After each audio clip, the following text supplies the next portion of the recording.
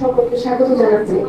আমাদের মাঝে উপস্থিত আছেন সিভিল সার্জন, পুলিশ সুপার মহোদয়ের প্রতিনিধি এবং কলকাতার বিভিন্ন ব্যক্তিগত রাজনৈতিক ব্যক্তিবর্গ আর ঠিকাদার কর্মী সহ শুরু করে বিভিন্ন দপ্তরের কর্মকর্তাবৃন্দ, আসসালামু আলাইকুম।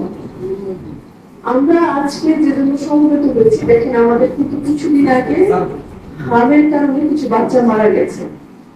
আমরা চাই না যে আমরা চাই যে সকল বাচ্চা এই টিকাদান কর্মসূচি এবং প্রিভেন্টিভ মেজারে যাতে আমাদের কোনো ঘাটতি না থাকে, এজন্য কিন্তু সরকার এই উদ্যোগ গ্রহণ করেছে। আপনারা সবাই জানেন যে প্রিভেনশন ইজ বেটার দ্যান কিউর। যদি এমন হয় যে আপনি কোনো প্রিভেন্টিভ মেজার না নেন, তাহলে কতটুকু প্রতিকার করতে পারবেন সেটা কিন্তু অনিশ্চিত থেকে যায়। একটা সাধারণ ঘটনা দিয়ে যদি আপনি চিন্তা করেন যে আপনি আপনার ঘরের দরজা লাগালেন না, চুরি হলো, পুলিশকে খবর দিলেন, কতটুকু উদ্ধার করতে পারবেন? করতে পারেন, নাও করতে পারেন। প্রিভেন্টিভ মেজারটা এইরকম যে আপনি যদি প্রিভেনশনের জন্য টিকা না নেন, তাহলে ওই চোরের মতো চোর ঢুকবে, জীবাণু ঢুকবে, দরজা খুলে রাখলেন, কতটুকু ক্ষতি হবে সেটা কিন্তু আপনি জানবেন না। কিন্তু আমরা যদি প্রিভেন্টিভ মেজারগুলো সঠিকভাবে নেই, তাহলে কিছুটা হলো যে অন্তত জীবনের উপর ঝুঁকি হবে না, এইটুকু আমরা এনশিওর করতে পারবো। এই জন্য আপনাদেরকে অনুরোধ করবো, আমাদের যারা মায়েরা আছেন, আমাদের দেশে বেশিরভাগ মানুষ কম শিক্ষিত, আমি অশিক্ষিত বলবো না, কম শিক্ষিত, কম সচেতন। তাদের সচেতন করতে হবে টিকাগুলো যাতে নেয়। আমাদের কর্মীরা যারা আছেন তারা একটু উদ্বুদ্ধ করবেন। এটা সম্ভব না, আপনাদের সংখ্যা কম, মাঝে মাঝে যদি এমন হয় যে কারোর সাথে যোগাযোগ করে যদি কিছু না আনা যায়, আপনারা চেষ্টা করবেন। এইটুকু অনুরোধ রইল। আর আমাদের এই কর্মসূচি সফল হোক, আমি এই বলেই এই কর্মসূচির শুভ উদ্বোধন ঘোষণা করছি।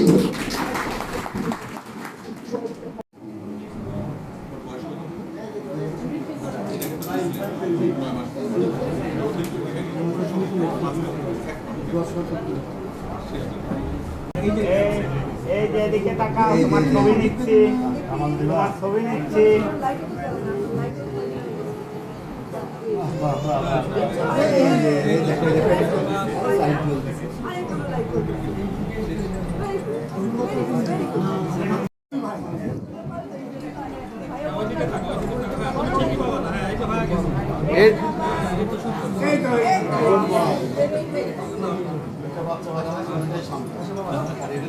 দেখলে বোঝা যাচ্ছে সে অসুস্থ, জ্বর প্যারাসিটামল দিচ্ছে তাও কমতেছে না, সেই সব বাচ্চাগুলোকে আমরা ডিসকার্ড করবো। আর আরেকটা জিনিস, আপনার দুইটা এইজ গ্রুপ করেন, একটা 4.5 বছর আর একটা বলেন 1.5 বছর।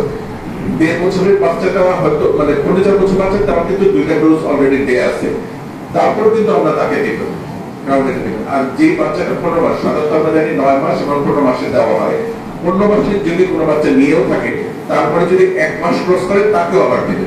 আবার 9 মাসে একটা ডোজ পাইছে, তারপরে 1 মাস ক্রস করে গেছে, তার হয়তো পরবর্তী শিডিউল হলো 15 মাসে বসে। এই যে 9 মাসে নেওয়ার পরে 1 মাস ক্রস করছে, তাকেও দিবে। অনেক আলোচনা হচ্ছে, অনেক বক্তারা অনেক কিছু বলে গেছেন। আমি শুরু করবো যে টিকা হচ্ছে বেস্ট অল্টারনেটিভ, এর উপর কোনো অল্টারনেটিভ হতে পারে না। একমাত্র নিরাপদ এবং কার্যকর উপায় হচ্ছে টিকার মাধ্যমে এই রোগ প্রতিরোধ করা। তো আমি এখানে দেখলাম যে ওনারা অনেক সুন্দরভাবে যে রিফ্লেক্ট করেছেন, এটা আমার সিভিল সার্জনের মধ্যে যদি আমরা এগুলা সোশ্যাল প্ল্যাটফর্মে যদি ওয়েল সার্কুলেটেড করতে পারি, মানুষ জানতে পারবে, বুঝতে পারবে রোগটাকে কিভাবে প্রতিরোধ করা যায়।